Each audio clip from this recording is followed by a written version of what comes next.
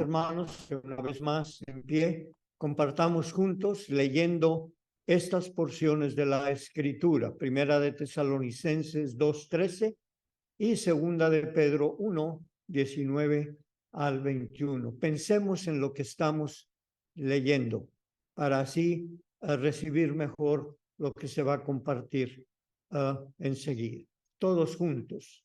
Dice: tenemos la palabra profética más segura, a la cual hacen bien en estar atentos como a una antorcha que alumbra en lugar oscuro hasta que el día esclarezca y el lucero de la mañana salga en sus corazones, entendiendo primero esto, que ninguna profecía de la Escritura es de interpretación privada, pues no fue dada por voluntad humana, sino que los santos hombres de Dios hablaron siendo inspirados por el Espíritu Santo.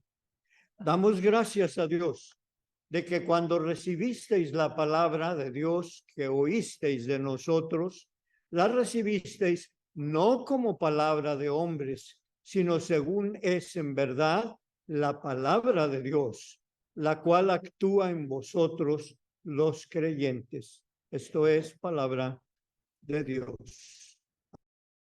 Please be seated, sentados.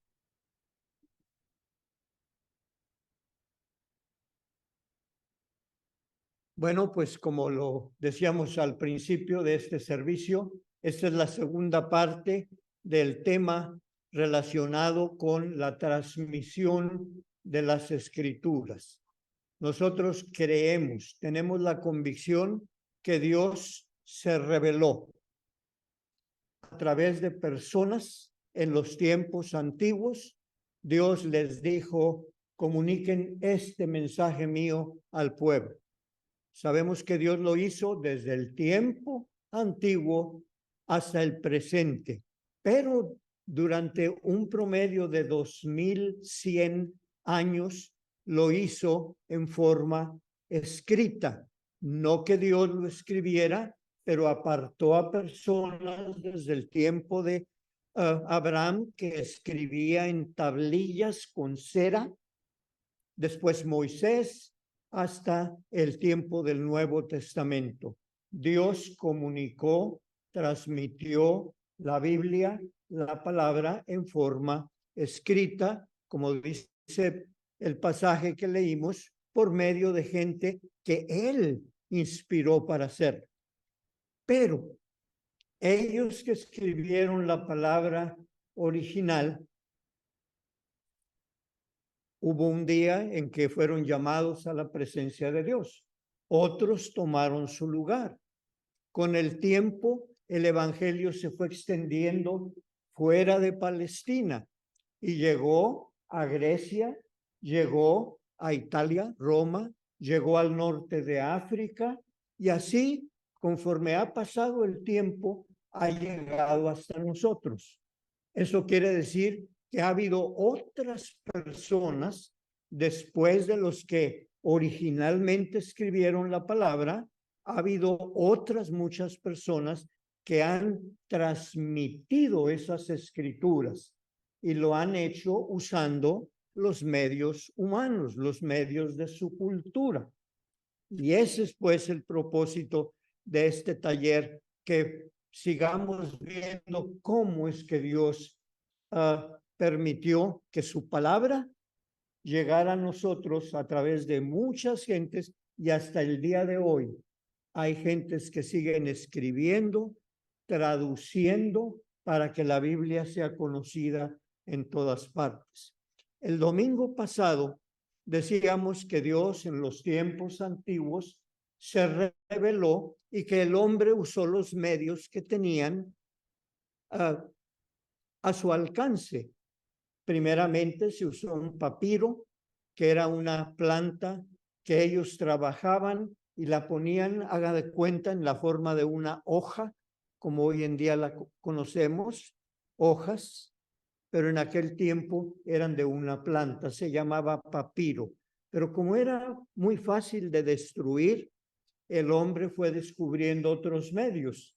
Vino la vitela, La vitela es pues la piel de un animalito, de un cordero, de un antílope. Ellos trabajaron esa piel y vieron que era más resistente y le escribieron en ella con carbón, óxido de carbono, con agua, y podían escribir sobre vitela, sobre pergaminos que también eran muy resistentes. Entonces la palabra de Dios que había sido revelada fue siendo transmitida por otras personas usando los medios que había en ese tiempo. Primero apareció la Torá, que es el Pentateuco. Si tú me preguntas, si tú quieres razonarlo, ¿cuál era la Biblia de David? En tiempos de David la Biblia era Torá, que eran Génesis, Éxodo, Levítico, Números, Deuteronomio. David no conocía a la profecía de Isaías ni ningún otro libro, porque todavía ni siquiera habían vivido. Dios se siguió revelando de tiempo en tiempo. Otro documento que compartimos el domingo pasado, los rollos del Mar Muerto.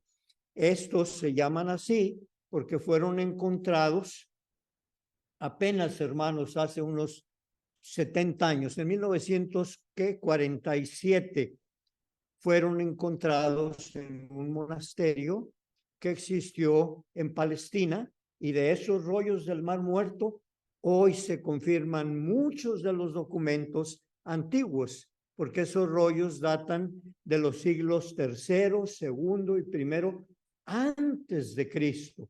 Por muchos años no se conocieron esos rollos, pero cuando se conocieron finalmente, vinieron a confirmar la fe de mucha gente, porque lo que habían oído y leído en otros documentos, esos rollos nos llevan hasta el origen. Antes de que Cristo viniera, ya existían esos rollos. La Biblia hebrea, la comentábamos el domingo pasado, llamado Tanaj. Ese fue otro documento que estudiamos, que era propiamente la escritura que usaron los judíos en el Antiguo Testamento, por lo menos hasta 4 siglos antes de Cristo, es decir, desde lo que es Génesis hasta Malaquías. Y un último documento que es muy importante que un cristiano conozca, y hoy, mis hermanos, por la tecnología, tú puedes estudiarlo, aparte de estar aquí esta mañana aprendiendo o sencillamente recordando lo que ya sabes. Ahí en tu casa puedes usar los medios actuales a través del internet. Todo lo que tienes que hacer es poner Septuaginta y te va a salir un mundo de información. Bueno, ese documento fue producido 3 siglos antes de Cristo. Aproximadamente se inició en el año 285 antes de Jesús. Se escribió en Alejandría, al norte de África. ¿Por qué se escribió allá y no en Palestina? Si Palestina era el pueblo de Dios. Acuérdate que muchos de los judíos, por las invasiones que hubo, fueron dispersos, fueron llevados a muchas partes del mundo antiguo. El mundo antiguo, mi hermano, eran las naciones que estaban alrededor del Mediterráneo.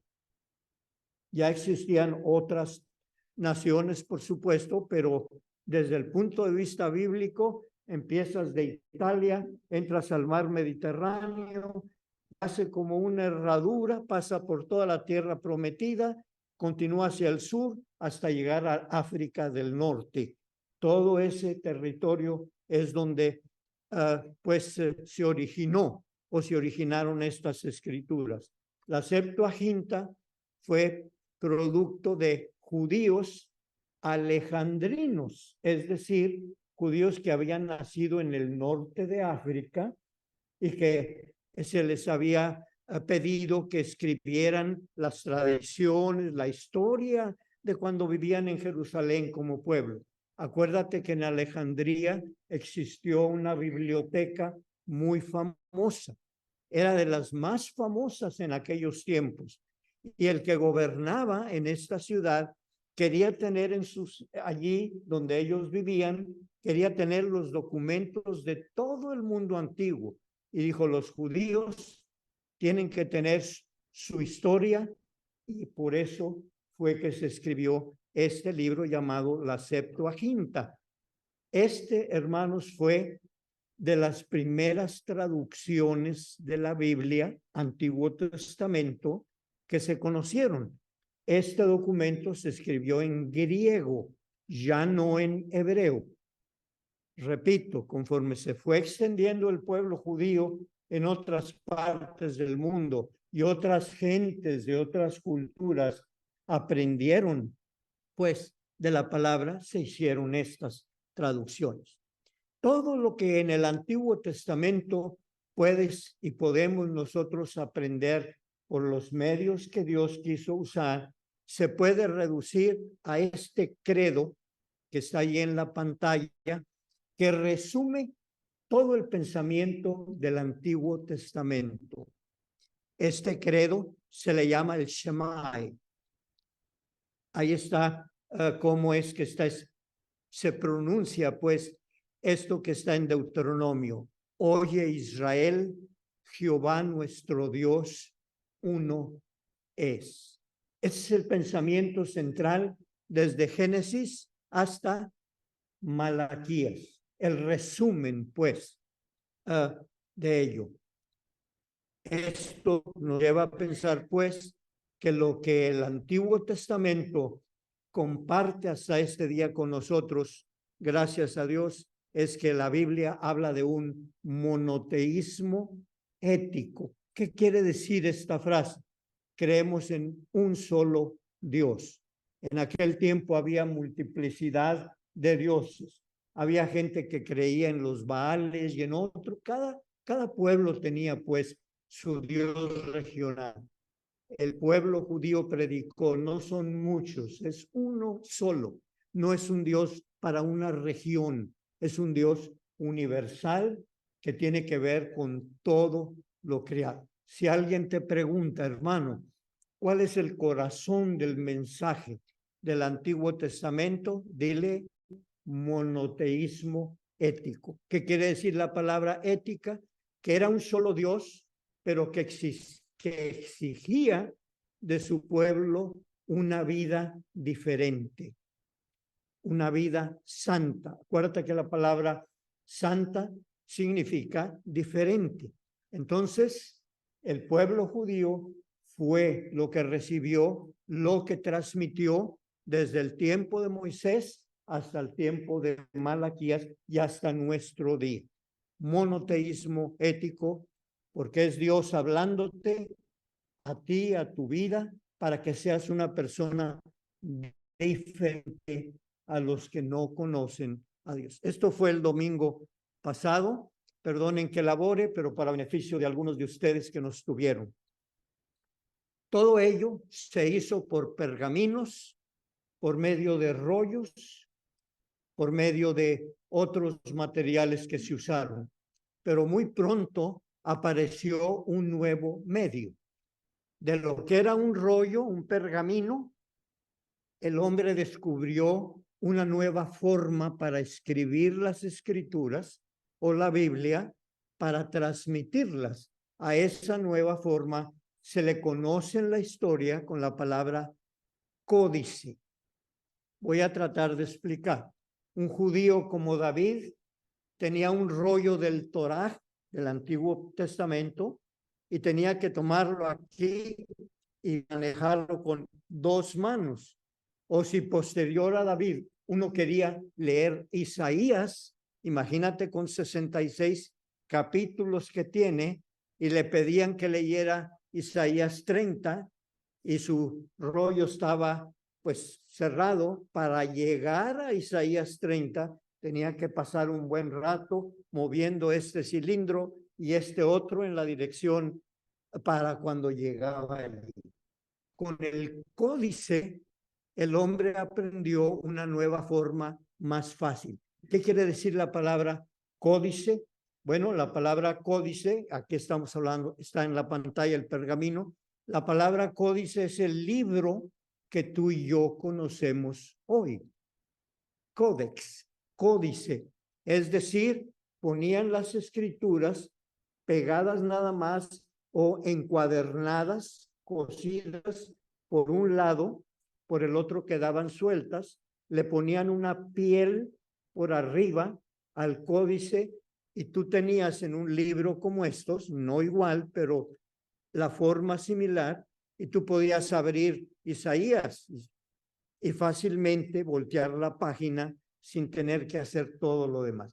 ¿Por qué ser explícitos en esto? ¿Por qué tratar de razonarlo? Para que tú y yo veamos que Dios usa la tecnología. No hay problema con Dios que el hombre se vaya actualizando, que vaya buscando los mejores medios para poder entender, para que llegue a más personas. Si te ibas al rollo, como está en la pantalla, para escribir un rollo como Isaías, te tardabas varios meses.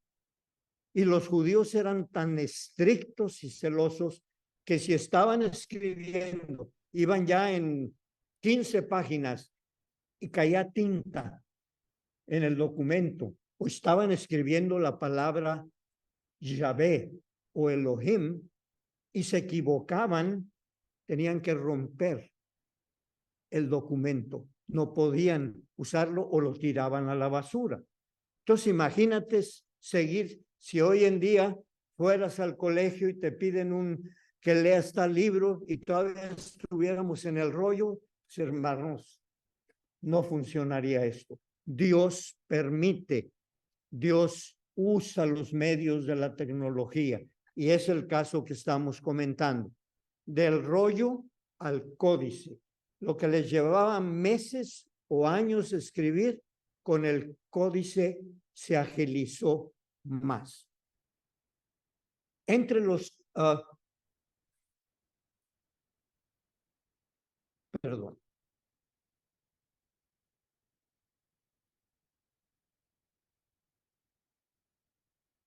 Ahí está un códice. ¿Se fijan cómo tiene la forma de un libro? Es uno de los códices antiguos. ¿Lo pueden ver? No parecen hojas, no, porque usaban piel o vitela. Entonces, estaban de esa manera puestos.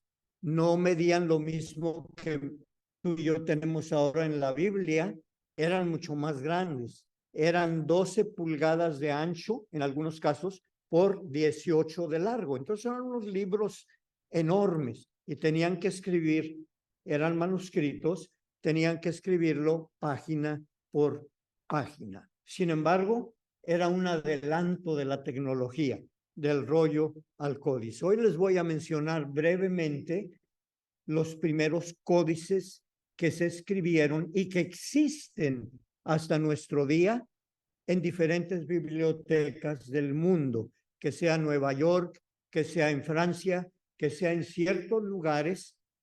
Estos que voy a mencionar existen hoy en día, aunque sean muy, muy antiguos. El primero de ellos se llama Códice Sinaítico. ¿Por qué lleva este nombre? Pues porque lo descubrieron al pie de la montaña del Sinaí. ¿Te acuerdas a dónde llegó el pueblo judío cuando fueron libertados de Egipto? Los llevó Moisés y fueron al Sinaí. Bueno, ahí existió un monasterio por muchísimos años. Y esas gentes en los monasterios, parte de su tiempo era dedicarse a escribir, a traducir particularmente las escrituras. Este data del siglo IV después de Cristo, debe decir, no AC, pero DC. Pensé en inglés, after Christ. No es cierto, me equivoqué. Siglo IV después de Cristo, Códice Sinaítico. En ese, hermanos, contiene todo el Nuevo Testamento y una buena parte del Antiguo Testamento y se escribió en griego, no en el hebreo. ¿Por qué? Porque ya el cristianismo se había extendido y en aquel tiempo las lenguas universales eran el griego y el latín. Ya menos gente hablaba el hebreo antiguo.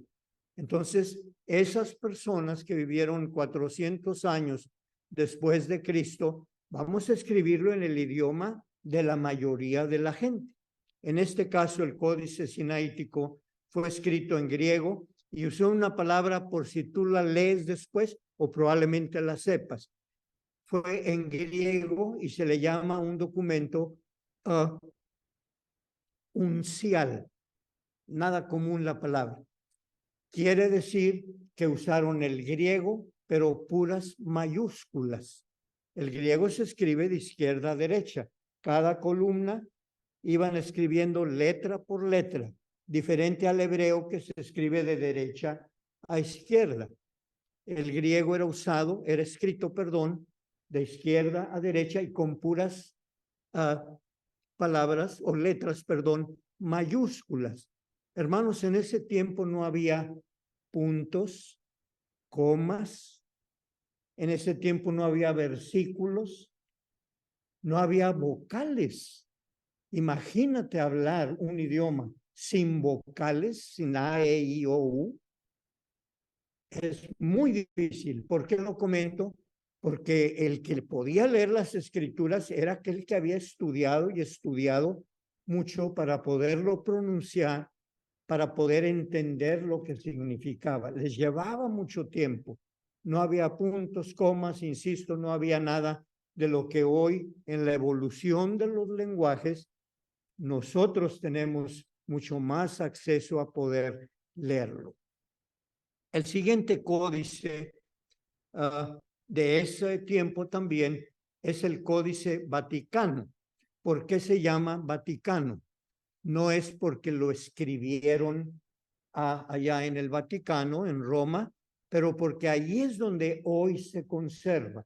Este Códice Vaticano nació en otra parte. Algunos piensan que en Alejandría, otros que en Constantinopla, ciudades famosas de aquellos años, pero se le da el nombre Vaticano porque ahí es donde existe hasta este día. Siglo IV, quiere decir que tiene más de 1600 años que esta escritura apareció. Bien, ¿qué contiene ese códice? Todo el Antiguo Testamento, pero el Vaticano tomó a la Biblia hebrea, que ya se conocía, el Tanaj, pero también la versión de la Septuaginta que hablaba yo hace un rato. Y entonces él incluyó otros, allí en ese códice están incluidos otros libros que en el Sinaítico no están y al cual nos vamos a referir en un momento más. Contiene todo el Antiguo y gran parte del Nuevo Testamento. Vean pues cómo la Biblia no fue dada a Moisés de la A a la Z. No bajó del cielo de una manera ya hecha. No, la Biblia se fue escribiendo en un periodo determinado de acuerdo a las culturas a donde estaba llegando el Evangelio y Dios lo permitió de esta manera y por estos medios. Códice Sinaítico, Códice Vaticano y tenemos otro código que es muy famoso porque lleva el nombre de Códice de Efraín. ¿Por qué es muy famoso? Por la siguiente razón. Si tú querías escribir una carta, si tú querías escribir un documento, o los monjes querían, o los escribas querían poner algo en papel o en piel, mis hermanos usaban este pedazo de piel, pero algunos de ellos decían, me salió mal y lo tiraban. Se llamaban cenizas, los basureros de aquel tiempo. Una ceniza era algo que tenían en un convento como en estos, y ahí iban a dar todos los documentos que decían, está mal, lo tiramos. Hubo otra gente que fue a esos lugares, descubrió esos documentos que ya habían sido escritos, no entendían y decían, qué desperdicio, lo echaron a la basura, aunque no entendieran. ¿Saben lo que hicieron? Lo que tú y yo o todavía hoy en día hacemos, agarraron un borrador y empezaron a borrar todo el documento antiguo, quizá un siglo después, quizá 5, cuando se los encontraron. En vez de ir a comprar un documento nuevo, pues oye, este puede servir, nomás lo borro. ¿Por qué no hacerlo? A esos documentos se les llaman palimpsestos. Si tú lo lees la palabra, quiere decir documentos antiguos en los cuales fue sobrepuesta otra escritura. Es decir, tallaron y luego pusieron por encima. No sé si se alcance a apreciar. Más abajo tiras en forma vertical y luego un poquito con tinta más fuerte la vertical. Este es un ejemplo de uno de los documentos que usaron. ¿Por qué mencionarlo hoy? Para que veas que fue un proceso largo el de la transmisión de las escrituras, que Dios guió a esas personas y de este documento y del otro, cuando ya se pusieron en conjunto, es lo que tú y yo vemos hoy en día, que es este libro, las escrituras. Ese documento se llama Códice de Efraín y les voy a decir por qué. Efraín vivió el siglo XII. Efraín fue un monje de aquel tiempo. Este documento es del siglo V, es decir, el material, es decir, la piel sobre el que escribieron algo primero, es del siglo V. Como no entendían muy bien, ahí está el códice de Efraín. Entonces, si te das cuenta, se alcanza a entrever un escrito abajo. Este monje en el siglo XII lo descubrió y dijo, pues no lo entiendo por X motivo, pero lo voy a usar. Empezó a tallarlo, a borrarle. ¿Saben para qué? Porque en aquel tiempo los monjes escribían sus sermones. Entonces Efraín dijo, en vez de gastar en nuevos, materiales, pues, ¿por qué no hacerlo sobre este? Y ahí hay en ese documento y muchas otras copias, todos los sermones de esta persona que vivió en el siglo XII. Nada que ver con las escrituras. Pero lo que estaba detrás del documento sí era un códice antiguo del siglo V. Por muchos años, pues ahí existió como los sermones de Efraín, pero no como palabra. El siglo XIX vino alguien más experto, con mejor tecnología, descubrió esto y logró darse cuenta que lo que estaba escrito antes era la escritura que era del siglo V, que no era Efraín el que lo había escrito. ¿Por qué se le llamó Códice de Efraín si son sus sermones? Bueno, porque este señor fue el que escribió por encima, pero fue otra la persona. Estamos hablando de conocimiento sobre cómo evolucionó, pues, en aquellos años todo esto que hoy conocemos en este libro llamado Las Escrituras. Un documento más de aquel tiempo se le llama Vulgata Latina. Este documento fue escrito en latín, obvio, Vulgata Latina. La palabra Vulgata quiere decir que cuando se escribió en el idioma popular, es decir, en el idioma que hablaba la gente.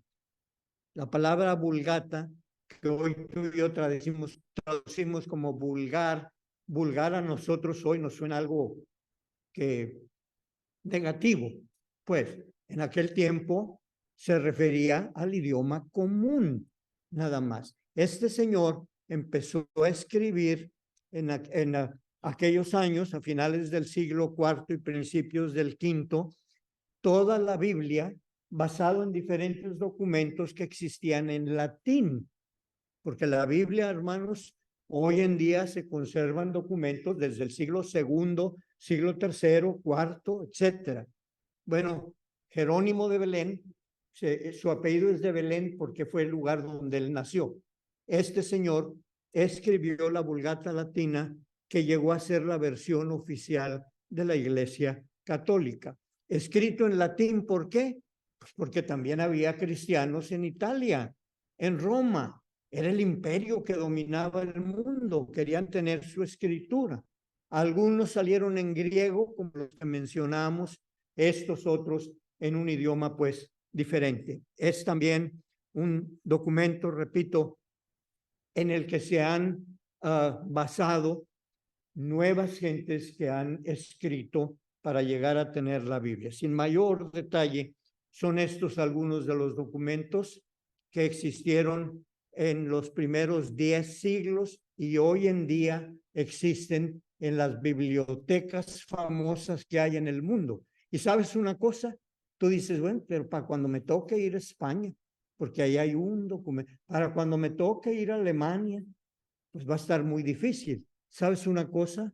La tecnología de hoy en día te permite en forma digital, en tu computadora, en tu casita, ahí puedes poner el documento y si ya existe, porque eso es lo que está pasando hoy en día, los están poniendo en manera digital para que tú lo abras por internet y puedes entrar al códice sinaítico, puedes entrar al códice de Efrén, puedes llegar a lo que nunca antes había sido posible. Qué bendición nos toca en esta generación.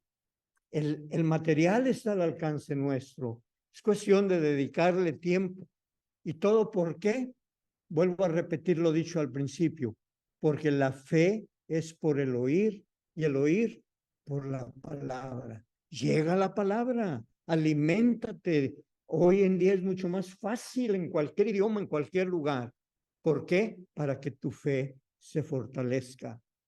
Porque sin fe, mis hermanos, es imposible agradar a Dios. Pero mira cómo está conectada, pues, con todos estos materiales. Un último códice se llama Códice de Alepo. No voy a comentar más que es del siglo X, contiene todo el Antiguo Testamento. Existe hoy en día, algunos están en Jerusalén, de estos códices que estoy compartiendo, y comprueban que lo que tú y yo leemos hoy en día es auténtico, hay materiales. Lo único que no existe hasta hoy en día es que lo que escribió Pablo, letra por letra, ese documento original, no existe. Pero existen copias, copias de copias, traducciones de traducciones. Así lo permitió Dios y así es como ha llegado hasta nuestro día. Ahí viene la palabra masoretas. ¿Qué es esto? Este códice lo tradujeron judíos que se dedicaban exclusivamente a traducir las escrituras hebreas. ¿Y saben lo que hacían? Se encontraban con un palimpsesto, lo que acabamos de decir, y trataban de quitarle los errores para que quedara el documento original. Ellos hicieron trabajos por 300 años por lo menos, y es uno de los documentos más apreciados por la religión judía hasta nuestro día. Canon bíblico. ¿Has oído la palabra canon? ¿Qué significa?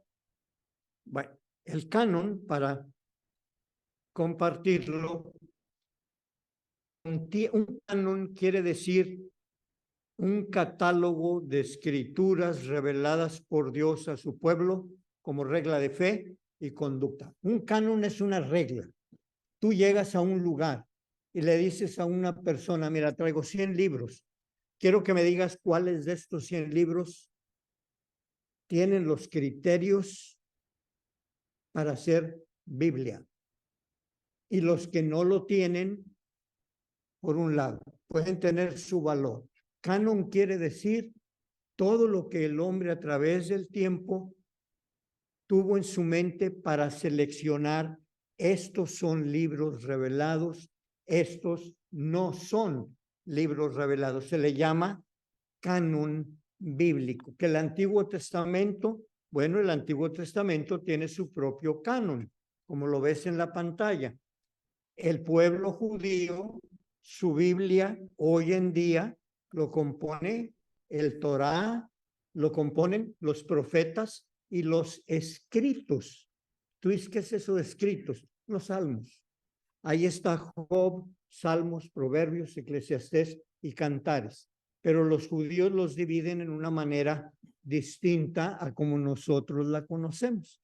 Entonces, el canon que ellos decidieron, estos 24 son los libros inspirados. ¿Okay? Creemos por fe que fueron inspirados por el Espíritu para decir y hacer esta selección. Claro, un criterio humano es decir, fue gente. ¿Por qué desechas otro documento? Bueno, los judíos solamente tienen 24, su documento se llama el Tanaj. Y si tú dices, ¿por qué 24? Te voy a hacer una pregunta.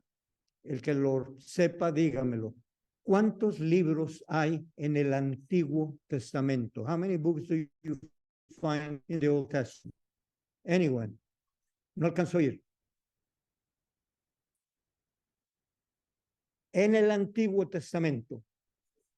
Old Testament. Hay que ponernos a leer un poquito la Biblia. 36. En el Antiguo Testamento hay 36.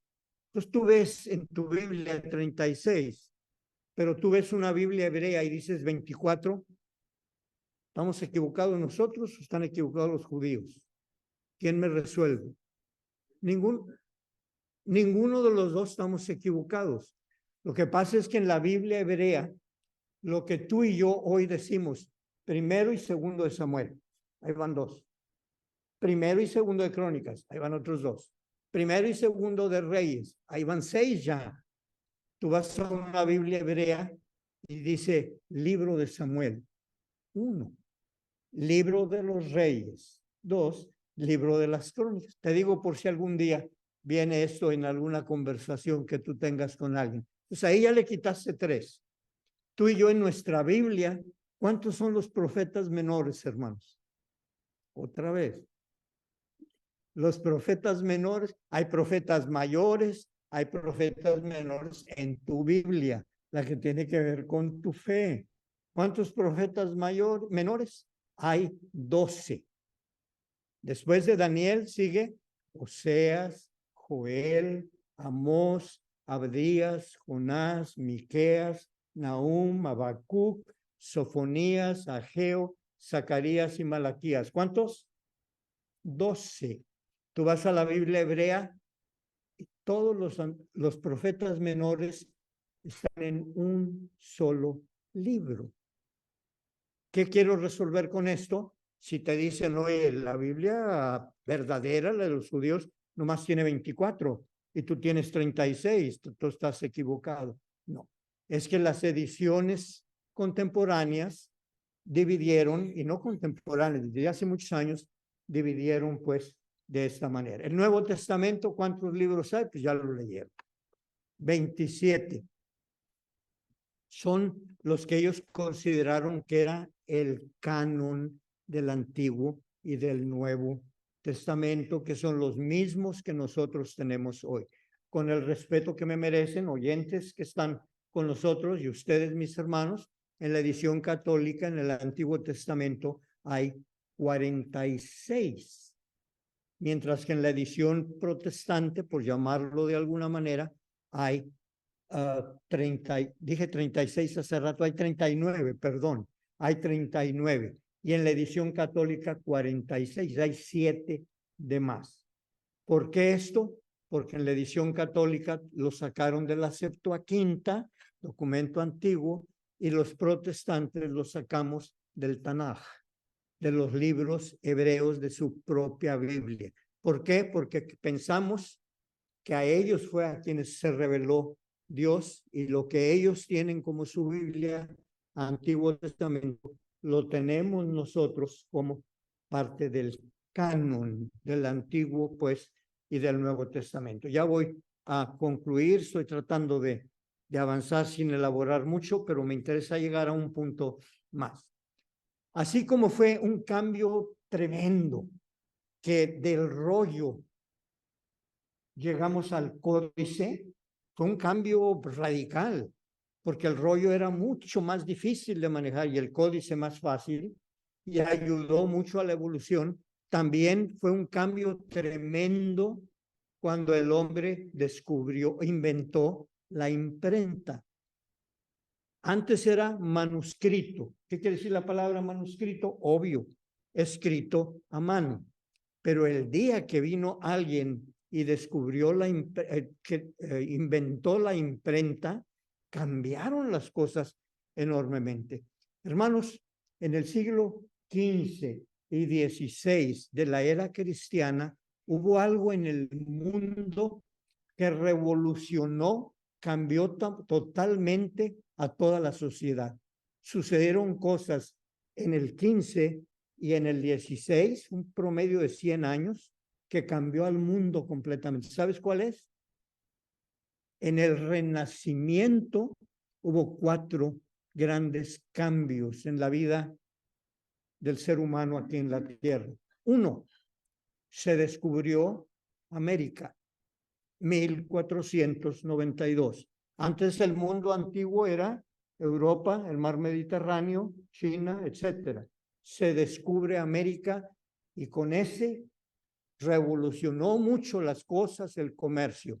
Número 2, se inventó la imprenta, como lo estamos diciendo y lo vamos a comentar un poquito en detalle.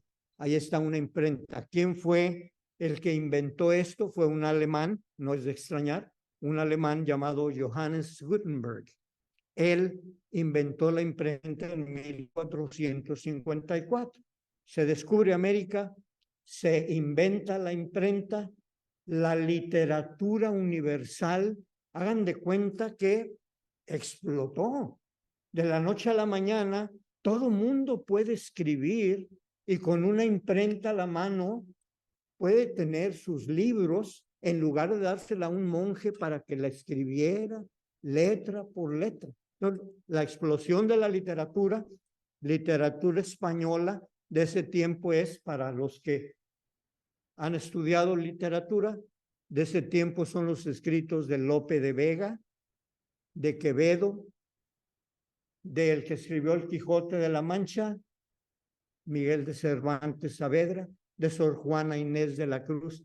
Muchos escritores, gracias a la imprenta, pudieron producirse en inglés, en español, en alemán.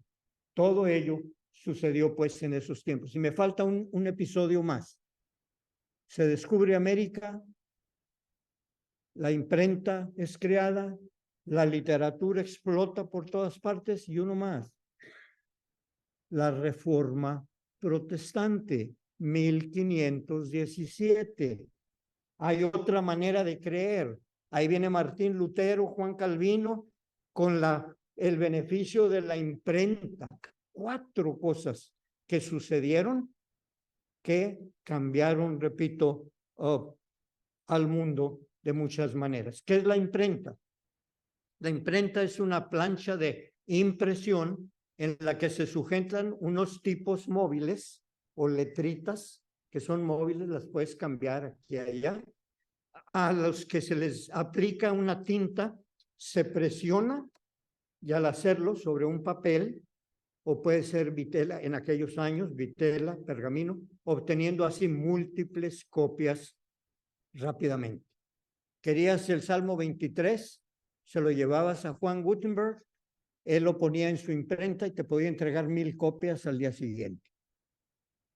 Antes de Gutenberg, querías 1000 copias del Salmo 23, tenías que tener 10, 15 monjes escribiendo por semanas y semanas. Otra vez, la tecnología la puso Dios al alcance de la gente para que todo esto evolucionara y pudieran más gentes poder pues recibir la bendición, en este caso de la imprenta. Ahí está el señor Juan Gutenberg, produjo o inventó, perdón, la imprenta en ese año. La Biblia no fue lo primero que se escribió, como a lo mejor lo has leído por allí.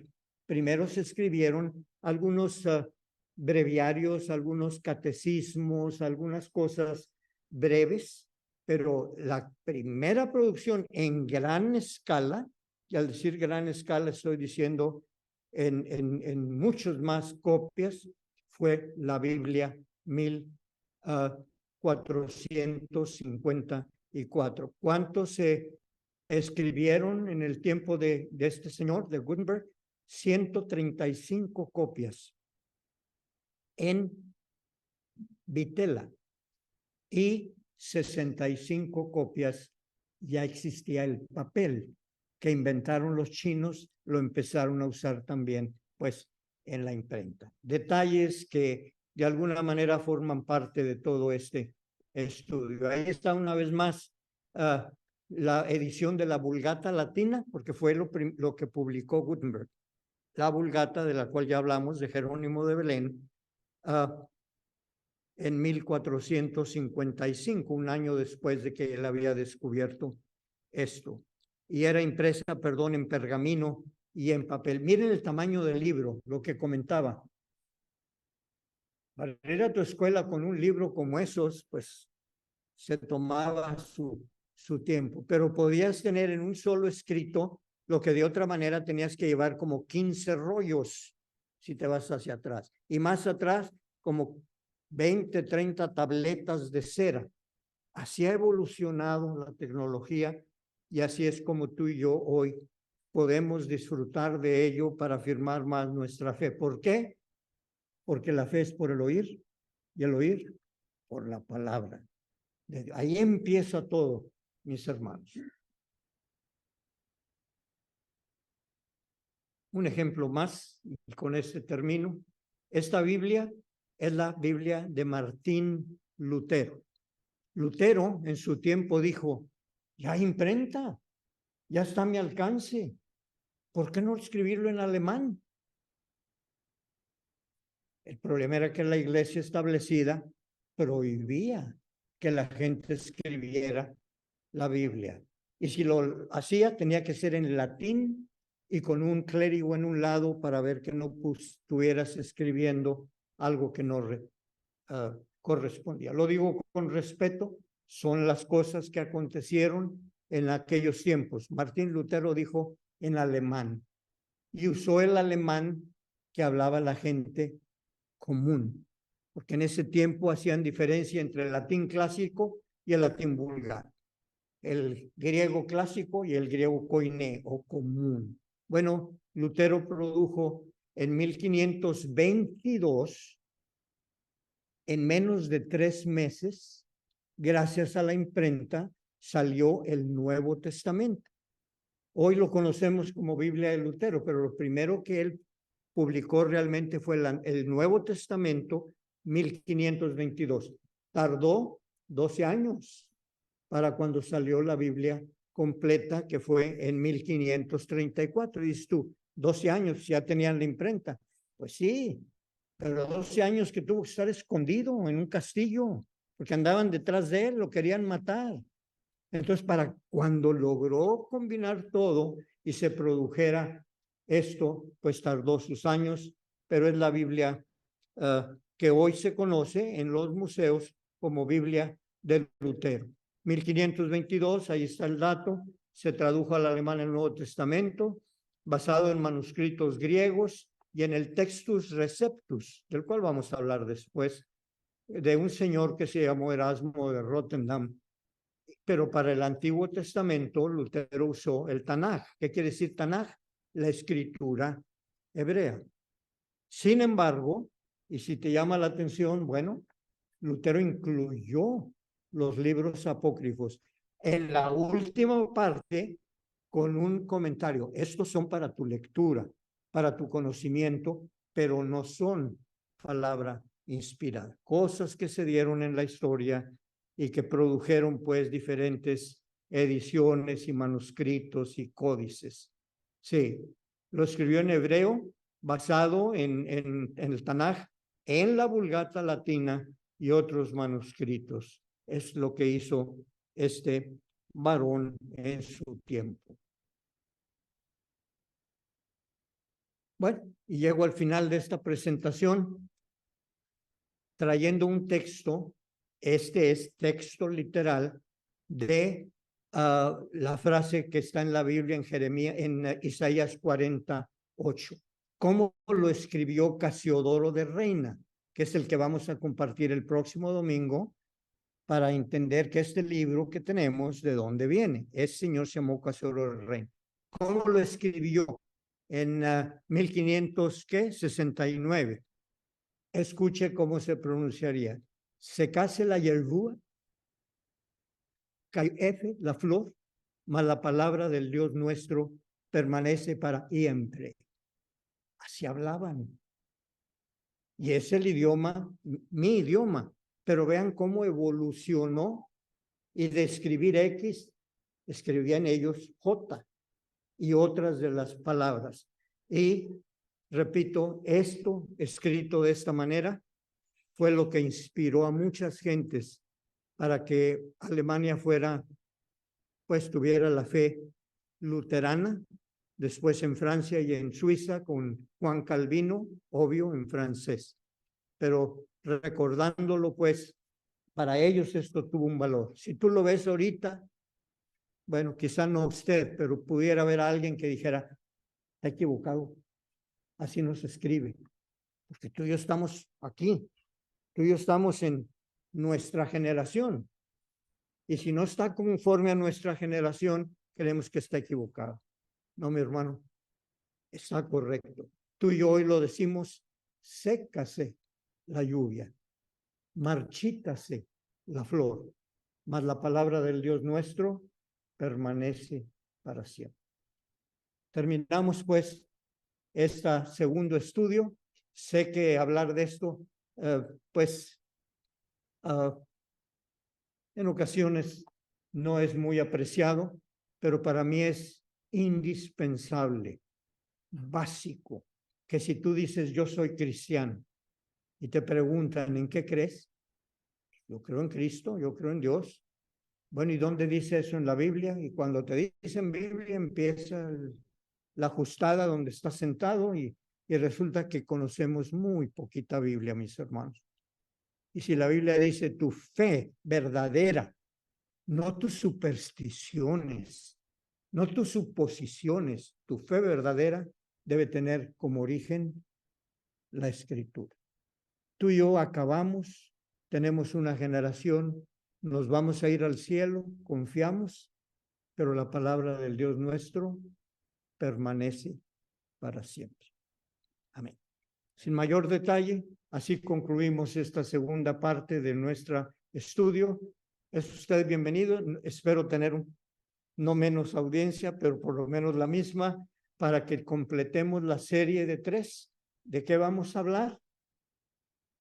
De la Biblia ya, particularmente en español. Se van a admirar o van a aprender cosas que van a ser de bendición.